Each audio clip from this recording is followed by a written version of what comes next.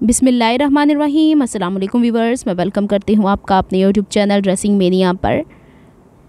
इस कुर्ती के ऊपर हैंड एम्ब्रॉयडरी मैंने ख़ुद से कर रखी हुई है। इसका नेकलाइन आज मैं आपसे शेयर करने जा रही हूँ। ये फैब्रिक डोरिया है, यानी इस तरह का फैब्रिक है कि कुछ हिस्सों में इसका सेल्फ प्रिंट है और कुछ हिस्सों में ये काफ़ी सी थ्रू है। इसके ऊपर अगर मैं वाइट बुकरम का गला पलट के लगाऊंगी तो वो विजिबल होगा। तो काफ़ी ज़्यादा डिटेल्स मैं आपसे शेयर करूंगी कि इस नेक को किस तरीके से मैं कंप्लीट करने जा रही हूँ। नेक की चौड़ाई जो तैयार मुझे चाहिए वो मैं रखूँगी 5 इंच, यानी ये बोट नेक शेप है। इसकी एम्ब्रॉयडरी मैंने शुरू ही वहीं से की थी जहाँ पे 4 इंच या 4.5 इंच गले की गहराई है। तो अगर तो मुझे 5 इंच गले की चौड़ाई चाहिए तो मैं 4.5 इंच के चौड़ाई निशान लगाऊंगी, क्योंकि बाद में इसने सिल के खुलना है। और इसकी जो लेंथ है मेरे पास जहाँ तक एम्ब्रॉयडरी आ रही है उससे तकरीबन 1/2 इंच ऊपर की तरफ निशान लगा लेना है। फिर इसके बाद मैंने बॉक्स यहाँ पे बना लेना है और फिर बोट शेप नेक यहाँ पे ड्रॉ करके कट करना है। मैं सबसे पहले इसलिए ये काम कर लेती हूँ कि इस वजह से जो शोल्डर्स की विड्थ होती है दोनों तरफ वो एग्जैक्ट एक जैसी रहती। इसके ऊपर गला पलटती नहीं हूँ बल्कि पहले कट कर लेती हूँ, उससे आसानी भी हो जाती है। तो देख लीजिए यहाँ तक मैंने नेकलाइन कट कर लिया। चाहे तो ये सेंटर आप लोग संभाल के रख लें, चाहे तो हमने जो गला कट किया हुआ है उससे बुकरम की कटिंग करेंगे।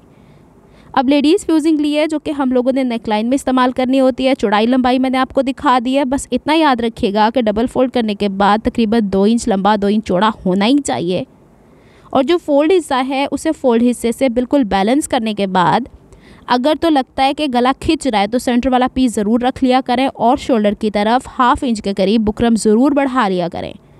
अब जो निशान मैंने यानी जो कटिंग फैब्रिक पे की हुई है उसकी मैं एग्जैक्ट मेजरमेंट जो थी उसी को मैंने ड्रॉ कर लिया है। इसके बाहर मैं 1/2 इंच फिर 1 इंच का निशान लगाऊंगी।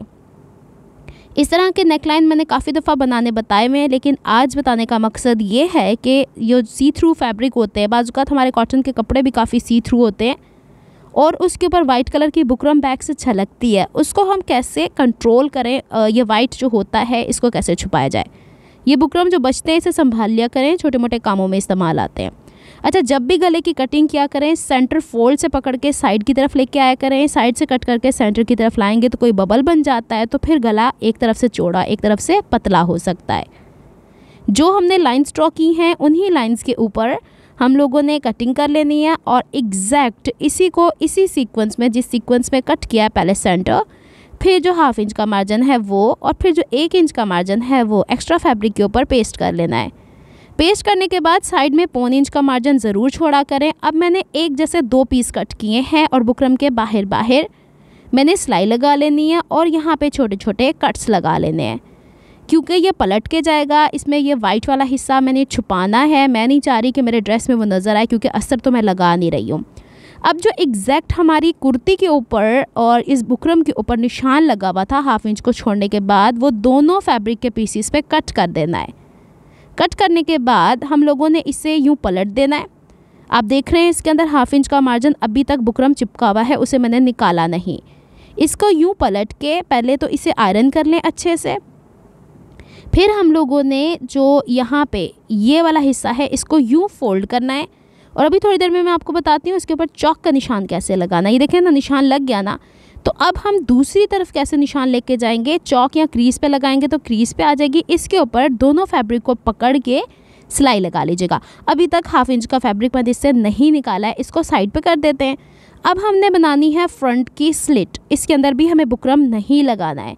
कुछ कपड़े ऐसे होते हैं ना कि जिसके ऊपर बुकरम के बगैर भी हमें काम करना ही पड़ता है, तो ये हमने स्लिट कट करनी है। इसके बैक के ऊपर ये मैंने फ्यूजिंग अटैच किया है। लंबाई 1/2 इंच में थोड़ी कट जो था सेंटर वो कम कट किया है। जो आर पार आपने निशान लेना ना, यानी जो बूट पाइपिंग आनी वो एक जितनी चौड़ाई पे होनी चाहिए। और देख लें निशान तिरछे ट्रायंगल कैसे मैंने ड्रॉ किए हैं। बुकरम लगाने से ये हो जाएगा कि ये हिस्सा आराम से बैक की तरफ चला जाएगा और बाजूकात कपड़ा ऐसा सॉफ्ट होता है ना तो उसके धागे निकल आते हैं। तो इसको यूँ बैक की तरफ करके अच्छे से आयरन कर लीजिएगा। पेस्ट नहीं करना है फ़िलहाल। ये देखें ये लुक आ जानी चाहिए।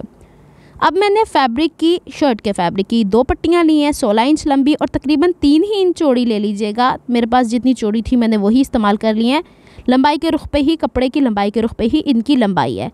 सीधी साइड पे आपने इस तरह रखना है कि इसका किनारा जो हमने सेंटर में शर्ट के कट किया उसके बराबर हो ऊपर की तरफ भी और नीचे की तरफ भी ये कपड़ा बढ़ा हुआ होना चाहिए। मैं आपको ज़रा बैक की तरफ से दिखा देती हूँ। ये देखिए बिल्कुल बराबर किनारे पे आना चाहिए और गले की तरफ ये 1/2 या 1 इंच ज़रूर बढ़ाइएगा। अच्छा, अब हमने जो सिलाई स्टार्ट करनी है वो बैक की तरफ से, और यहाँ मैंने ना पहले ही चौक से निशान लगा लिया था एक जितनी मेजरमेंट लेके, और इसको अब एक तरफ जो हम सिलाई लगाएंगे वो गले की तरफ से कमर की तरफ जो फिटिंग होती है वहाँ तक लेके जानी है। ध्यान से आप चाहें तो जिस तरह मैंने निशान लगाया है आप भी लगा लीजिए।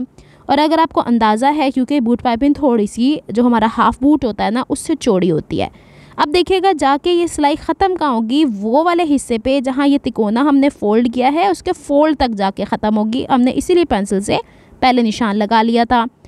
यहाँ पे मैंने सारी चीज़ें एक साथ रखी हैं ताकि आपको पता चले कपड़े को पलटते कैसे हैं, दूसरा फैब्रिक पीस रखते कैसे हैं। अब जो दूसरा फैब्रिक पीस या दूसरी पट्टी नीचे से ऊपर की तरफ सिल के आएगी उसे सीधी तरफ से इस तरह रखेंगे कि कपड़े का सीधा हिस्सा शर्ट के सीधे हिस्से से मैच हो, और बॉटम पे जितना हमने पहले वाले पट्टी को स्टिच करते हुए कपड़ा छोड़ा है उतना ही एक्स्ट्रा आपने उस तरफ भी छोड़ना है। सिलाई वहीं से स्टार्ट करेंगे जहाँ से हम लोगों ने ये फ़ोल्ड किया है, इसका सिरा है। नीडल एहतियात से अंदर की तरफ यहाँ रख के हाथ की मदद से थोड़ा पक्का कर लिया करें, और फिर इसको एज इट इज़ वैसे ही लाइन के ऊपर स्टिच करते जाना है, जैसे कि अगर फ़र्ज़ करें आपने भी मार्किंग की हुई है तो ऊपर तक स्टिच करके लेके गए। अब देखें चूँकि इसमें बुकरम नहीं था, कपड़े के अंदर थोड़ा बहुत खिंचान होता है, तो यहाँ पट्टी ऊपर की तरफ रख के इसको अच्छे से आयरन करें, यानी शर्ट का सीधा हिस्सा ऊपर की तरफ है।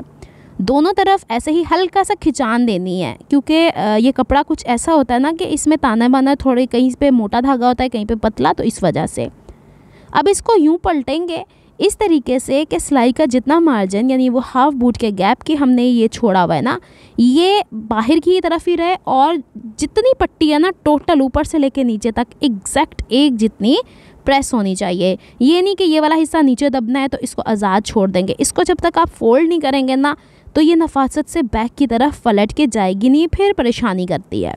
अब इसको शर्ट को इस तरीके से जितनी हम लोगों ने मार्जिन रखा हुआ है सिलाई का उसके बराबर करके इसे एक दफ़ा फोल्ड कर लीजिएगा, और इसे भी वैसे ही ऊपर से लेके भले वो गले के अंदर आना है, नीचे भले वो पलट के नीचे की तरफ जाना है, आपने एक जितनी चौड़ाई इसकी फ़ोल्ड कर लेनी है। ये जहन में रखने वाली बातें होती हैं। और अगर हम नीचे वाले हिस्से को एज इट इज़ आज़ाद छोड़ देते हैं तो फिर वो कहीं ना कहीं लटकता रहता है और फिर हमारे नफासत से वो कोना नहीं बनता। बाद में हम इसे यूँ फोल्ड करेंगे।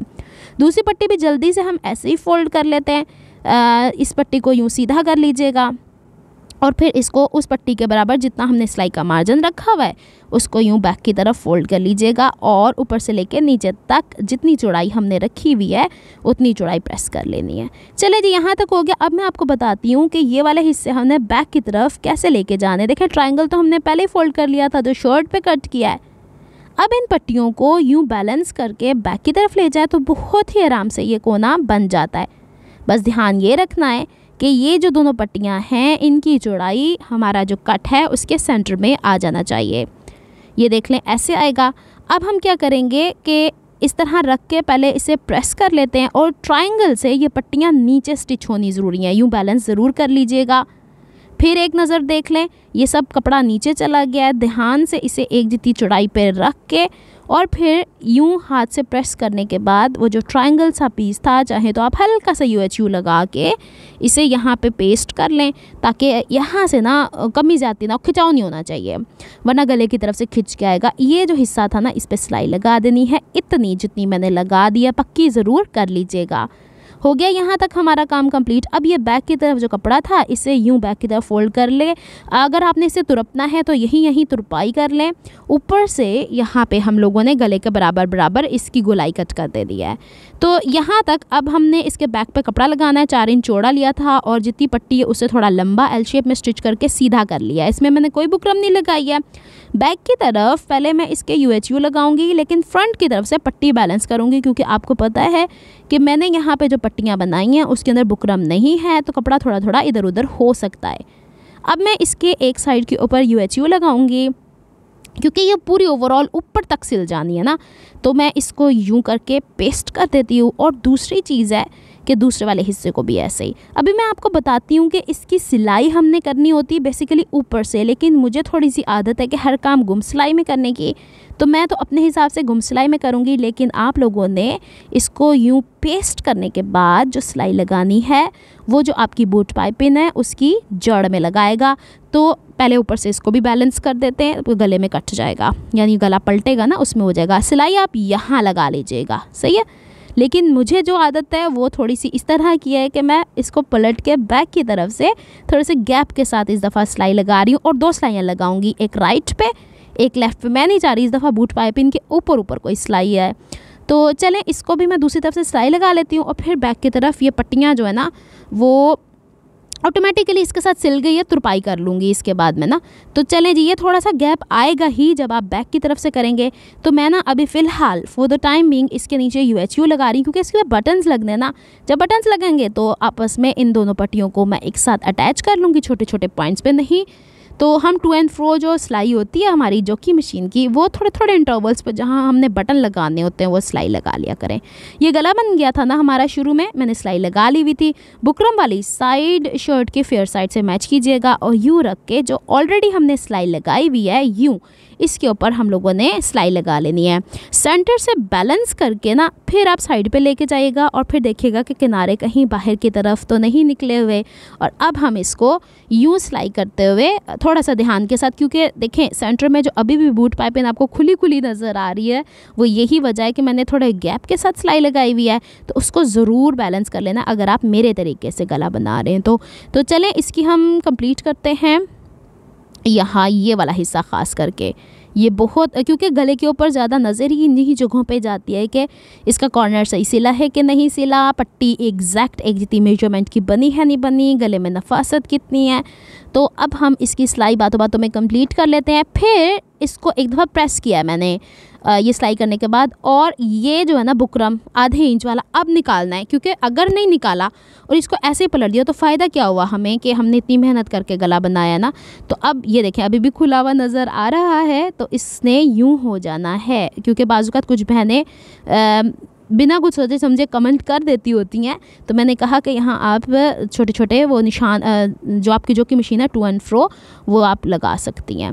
तो चलें जी अब इसको कर देते हैं। छोटी कैंची से हमेशा मैं लगाती हूँ, मैंने एक अलग कैंची रखी हुई है जो ये कट्स आराम से लगा देती है। बड़ी कैंची के बाजुकात नोक नहीं भी चलती है सही से। तो हो गया ये, इसको बैक की पलट के तरफ यूँ ले जाएंगे और आयरन करेंगे, और आयरन करने के बाद इसकी कर लेंगे हम हैमिंग, और फिर मैं आपको इसके बटन रख के दिखा देती हूँ। अगर आपको मेरी एफर्ट्स पसंद आती हैं तो please like my videos, subscribe to my channel, hit on the notification bell for more updates. Instagram dressing mania 21 पे आप DM कर सकते हैं अगर करना चाहें तो। ये है कंप्लीट लुक, कहीं से वाइट बुकरम नहीं झलक रहा, कहीं से इसमें स्टिफनेस नहीं आई। इसी तरीके से इस तरह के नेकलाइन हम बना सकते हैं। अगर आपको ये वीडियो पसंद आई है तो कमेंट में ज़रूर बताइएगा कि ये नेकलाइन आपको कैसा लगा है। हल्का फुल्का डिसेंट सा, लेकिन बहुत सारे डिटेल्स इसमें ऐड किए हैं। नेक्स्ट वीडियो तक के लिए अल्लाह हाफिज़।